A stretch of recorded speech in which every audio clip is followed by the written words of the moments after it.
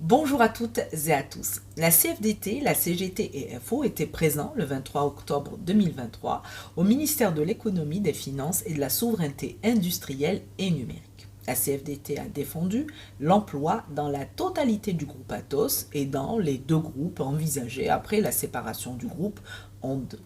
Aujourd'hui, le groupe a deux projets en préparation. L'un, adopté par l'Assemblée générale des actionnaires, prévoit la mise sur le marché d'un groupe Eviden. L'autre, plus récent, repose sur une vente des activités TFCo à un fonds détenu par Daniel Kretinsky et une augmentation de capital, le tout devant être validé lors d'une assemblée générale des actionnaires initialement prévue début novembre, puis reportée au deuxième trimestre 2024.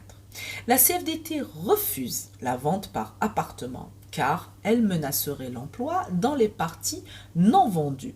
Une nationalisation partielle des seules activités stratégiques ou souveraines ou totales, comme proposé par des parlementaires qui n'auraient pour objectif que d'aboutir ensuite à une vente par appartement des activités rentables, sans permettre le financement et la restructuration des autres actifs, et ils sont majoritaires, laisserait aussi des milliers de salariés dans la précarité professionnelle.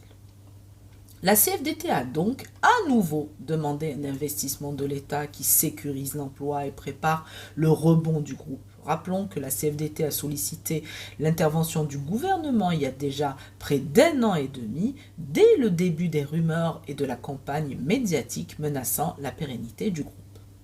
Le ministère a confirmé son opposition à toute nationalisation. Cependant, l'État serait prêt à investir ou à intervenir dans un vrai projet incluant une restructuration dont le coût serait de l'ordre du milliard d'euros, hors coûts récurrents, qui impliquerait au moins un autre investisseur, comme dans toutes ses participations dans les groupes français, et recevrait l'accord des banques. Ce projet devrait bien sûr être porté par la gouvernance du groupe et recueillir l'approbation des actionnaires. Le gouvernement assure que dans tous les cas, il ne laisserait pas Atos aller au tapis.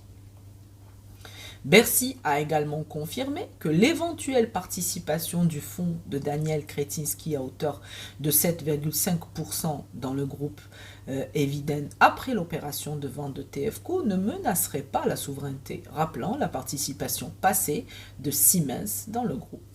La CFDT a indiqué que pour le projet d'investissement à hauteur de près de 30% d'Airbus, un projet qui aurait pu être la solution la plus adéquate pour sauvegarder au mieux l'emploi et notre entreprise. Hélas, un fonds anglais s'y est opposé sans aucune réaction de la classe politique.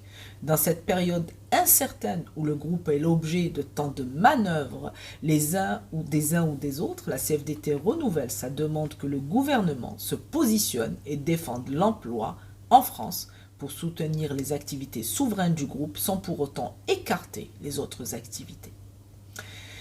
Aux dirigeants du groupe, la CFDT demande de remettre la sincérité au centre de la communication du groupe à tous les niveaux pour rompre avec les pratiques délétères qui nous immobilisent, pour annihiler les rumeurs qui menacent l'entreprise et l'emploi, pour orienter les énergies du groupe vers une croissance durable et rentable pour tous.